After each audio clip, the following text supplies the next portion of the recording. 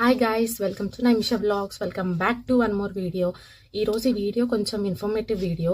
మా డాడీకి మోకాలు నొప్పులు బాగా ఉన్నాయన్నమాట, మజిల్ క్రాంప్స్ కూడా బాగా ఉన్నాయి.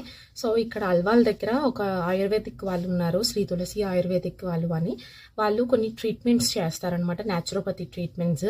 సో నేను అక్కడికి వెళ్తున్నాను మా డాడీని తీసుకొని, మమ్మీ మా డాడీని తీసుకొని. అక్కడ ఎలా చేస్తారు, ఏం ట్రీట్మెంట్స్ చేస్తారు, ఆ లెగ్ పెయిన్స్ కానీ వాటికి కానీ అక్కడికి వెళ్ళి నేను మీకు చూపిస్తాను.